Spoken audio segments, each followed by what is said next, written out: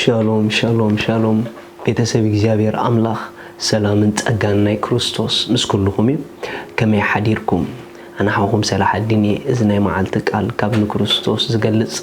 ትውልዲ ዓለም ለኻዊ ቤተ ክርስቲያን ድመሓላለፍ እዩ ንጎ ኣብትናትና ቻነል አቲኹም ላይክ ሰብስክራይብ ተገይርኩም ክመጽኩም ማለት እዩ ክብርን እግዚአብሔር አምላኽ ይኹን ንሎማ አንተ ዝኸውን ናይ እግዚአብሔር ቃል ክንካፈሊና ሎማ አንተ ንካፈሎ በፍቅር አምላኽ نمبر زبليو هاليلويا بفقر أملاخ نمبر زبليو كبرني جابير أملاخ يخون أما تعرف قدوس أتأزيو زعبي بوتا حيزو زولو فقري زبل نجاري كبرني جابير يخون سلزي حدك قالكم بقولكم يا مجمرتا قدامي قرنطوس معرف 10 تخلته كاب تقصي 30 حدا نجمر نتن زعبي وهبتا داء تعاتو حجي خاء زبلت مجدي كحبركم إيه رأيو حواري باولوس سلا أكل كروسوس يزارب أبز بارتزي سلا أكل كروسوس تزاريبو قتيلو دما سلا وهبت منفس كردوس تزاريبو كابو قتيلو شعو حجي جنايلو اتزبلت منجد كحبركم إيه هاليلويا اتدبلت منجد خحبركم ايه نتا املاخ زابكم تصقا بغب اباكم كعايز جبر منجدي اب اكل كريستوس كم اكل كريستوس كونكم كتنبرو زخلكم منجدي اتزبلت منجدي كحبركم ايلو كبرني እግዚአብሔር ይሁን ቀጽሉ شو انتايلو تزاريبو اب 13 بقانقواتات سبن ملائختن ززارب انت ززارب فقر خاب زيتهلوني كم زدهي أسرازي وجلجل كم زبل تناصل مخونكو تنبيت انت زهلوني كل مستيراتن كل فلتاتن انت زفلت اخران كسع زقعسكا كل امنت انت زهلوني فقر خاب زيتهلوني كنتو مخونكو نيره كل جنزبي كأن دخاتات انت زعدل سجايون نمنداد حليفة انت زهب فقري كاب زيتهلوني حنتكوا اي تأمنن يلو بتعم زجرم نجاري إذن كلهم حواري خطأصهم زتسنحة عم مدرك وانك خطريهم كلها واو زبوليهم زدن نقيهم بسماي كوينهم كرأي خلوجن ناي فقري مسرت زي بلو ما نم عينة سرح نسماي واو أي بلونيو نجزيا بهير أي جرمانيو سلازيو تنبيت انت تنبهو زفلتكو فلتات انت فلتكو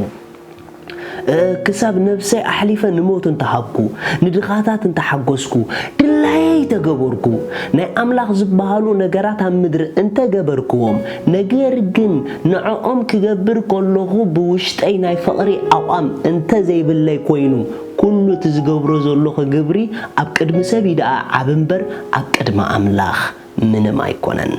أكدمي أعنتي جزء أبيهر جبرنا خبتصح أكيدنا خبتصح عيونا خبتصح ندلن تدا أخوينا كله أفقر أخوينا كنجبرو لنا أقولقولت كنا قلقل نخلينا نجرجن مقلقالنا يكونن أكدمي جزء أبيهر كبرزو هاو أقولقولتنا أبناء فقري أقام دويلنا نقوين تدا أخوينا يو حدا نجر كنقرأكم أب سماي زرق قويا بفقري زوية قويا يو كفقري واتخات قويا ما نم عينت قويا ميبنا إجزابير كبرو ولا بهوت كحلفو انت سرحة نسخاقن تزقويا خايا قويا أب سماي أي رأيني سلازي مصحف قدوس بزي فقر زقوبرهم كلهم نجارات منهم أي تأمنوا منه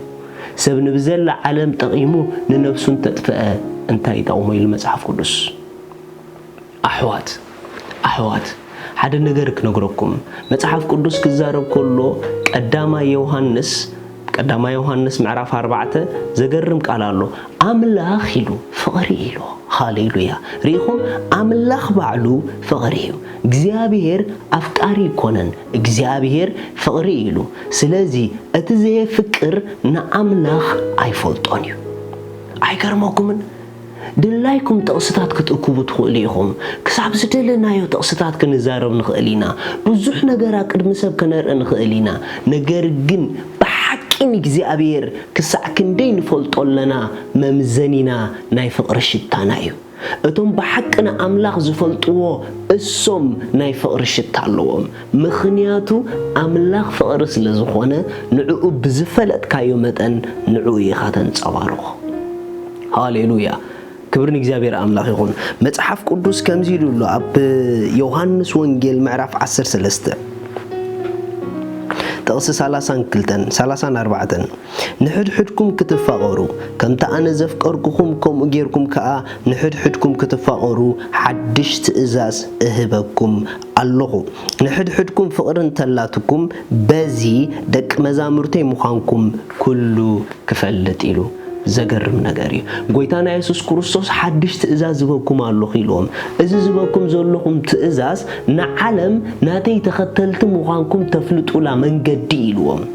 ዓለም እቲ ናይ ብሓቂ ክርስቶስ ንስኹም ደቂ መዛሙርቱ ምዃንኩም እትፈልጠሉ ኣነ በኣኹም ንዓለም ዝግለጸሉ ተቐዳማይን ቤስ ዝኾነን መንገዲ ነጊሮም እሱ ድማ ንሕድሕድኩም ተፋቐሩ ይኮነን ኢልዎም ኖርማል ፍቕሪ ይኮነን ኣዝዮም ከምቲ ኣነ ኣትብል ተቓል ከምቲ ኣነ ዘፍቀርኩኹም ከምኡ ጌርኩም ንሕድሕድኩም እንተ ተፋቐርኩም በዚ ደቂ መዛሙርተይ ምዃንኩም ክፈልጥኹም የሚሉ ሪኢኹም ኣሕዋት ክርስቶስ ኣባና ከም ዘሎ ዓለም ትፈልጦ እቲ ክርስቶስ ኣባና ዝሕደሮ ፍቕሪ እንተነቢርና እዩ ርግፀኛ ኮይነ ክነግረኩም ንክርስቶስ ካብ ፍቕሪ ወፃኢ ብምንም መንገዲ ክንገልጾ ይንኽእልን ኢና ርአይ ኣሕዋት ጸላእ ብዙሕ ትእምርትን ተኣምራትን ክገብር ይኽእል እዩ ጸላእ ዘይገብሮ ነገር ግን ከፍቅር ኣይክእልን እዩ ሃሌሉያ ሪኹም ደቂ ትልዑል ምዃንና ተፈሊና ንፍለጥ ብፍቕርና እዩ እቲ ዝገርመኩም ግን እታ ፍቕሪ እቲኣ ከምታ ክርስቶስ ገይሩ ንዓና ዘፍቀረና ከምኣ ጌርኩም ተፋቐሩ ኢና ተባሂልና ናይ ኢየሱስ ክርስቶስ ፍቕሪ መለኮታዊት ፍቕሪ እያ እዛ መለኮታዊት ፍቕሪ ድማ ካብኡ እያ ትጅምር እምበር ካብ ዝሪኦ ይጅምርን እዩ ስለዚ ካብ ዝሪኦ ስለዘይትጅምር ፍቕሪ ኣምላኽ ናትና ድኻም ናትና ውድቀት ናትና ሓጢኣት ንኸየፍቅረና ኣይከልከሎን ስለዚ ሎማ ዓንቲ ርግፀኛ ኮይነ ክነግረኩም ክሳዕ ዝተበደልኩም ተበደሉ ንኸይተፍቅሩ ምኽንያት ክኸውን ኣይክእልን እዩ ጎይታና ኢየሱስ ክርስቶስ ኣብ ልብና ዘእተዋ ናቱ ፍቕሪ ኪንዮ ኩነታት ኣይሳ መጽሓፍ ቅዱስ ሮሜ ምዕራፍ 5 ክዛረብ ከሎ ጥቕሲ 5 እታ ፍቕሪ ኣምላኽ ብመንፈሱ ኣብ ልብና ፈሲሰ ኢሉ እዩ ልክዕ ከምቲ ኣምላኽ ዘፍቅሮ ከነፍቅር ንኽእል ኢና ዋይ ተተባሃለ ካብ ፍቕሪ ኢና ተወሊድና ንሕና ንባዕልና ፍቕሪ ኢና ኣብ ውሽጥና ድማ ናይ ኣምላኽ ፍቕሪ ፈሲሰ እያ ስለዚ ኪንዮ ንሪኦ ሓሊፍና ክንሓቁፍ ንኽእል ኢና ኪንዮ ኣበሳ ሓሊፍና ክንሓቁፍ ንኽእል ኢና ኪንዮ በደል ሓሊፍና ክንሓቁፍ ንኽእል ኢና ንዝረግሙና ክንምርቕ ንኽእል ኢና ንዝብድሉና ክንስሕቆምን ክንሓቕፎምን ከነፍቅሮምን ይከኣል እዩ ምኽንያቱ ፍቕሪ ኣምላኽ ኣባኻ ያሰላ ኢየሱስ ንዘለኣለም ጎይታ እዩ መጽሓፍ ቅዱስ ክዛረብ ከሎ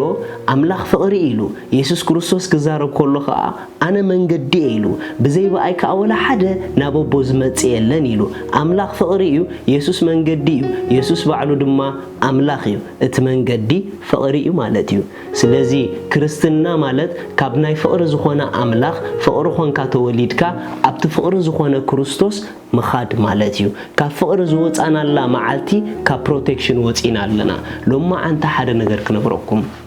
ካብ ፍቕሪ ወፂኹም ትስጉሞ ስጉምቲ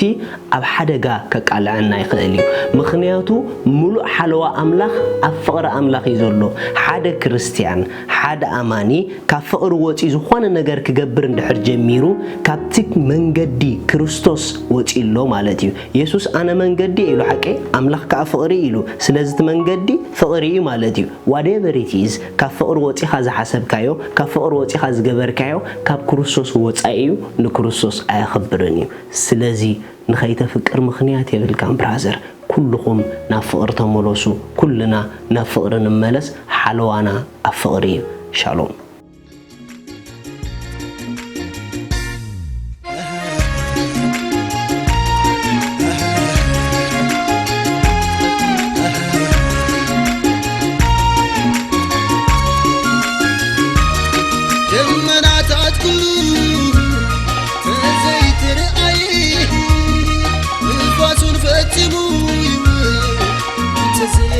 ይሁን